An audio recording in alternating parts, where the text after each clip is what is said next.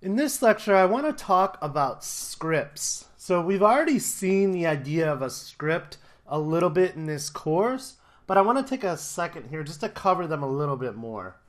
Groovy can sometimes be referred to as a scripting language because of its capabilities, but I think to limit it to just that would be wrong. Scripts are like any other Groovy file that have an extension of .groovy, and they can be executed from a command line. In this next demo, we're going to create a simple script and run it. So I actually have a script here, and I will link to the source code, but I have a script called myscript.groovy, and let's open that in the Groovy console. Whoops. Console, my script. And so when this opens up, it's just a basic script. It has a print line, and let's talk about this real quick. So script is a Groovy file that contains Groovy code outside of a class declaration. What you might not expect is the script actually is compiled into a class.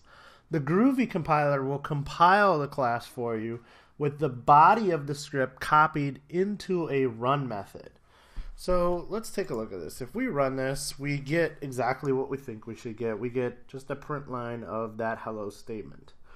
But if you remember in a previous tutorial on the Groovy console, we know that there's a way that we can kind of inspect the output of this program. So what I want to do is jump into that using that AST browser and look at the result of this code. So you see we have this public class. There's script, some funny number after it, and it extends groovy.lang.script.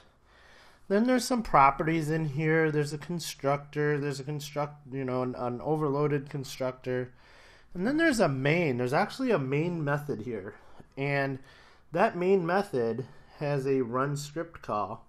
And remember before I told you that anything that we write gets copied into a method called run. So here is our print line statement that we had in the run method. So as I said, we don't start out with a class, but Groovy actually compiles our code into a class and puts the body here in that run method. So I hope this tutorial was helpful in kind of explaining how scripts work, and I will see you in the next lesson.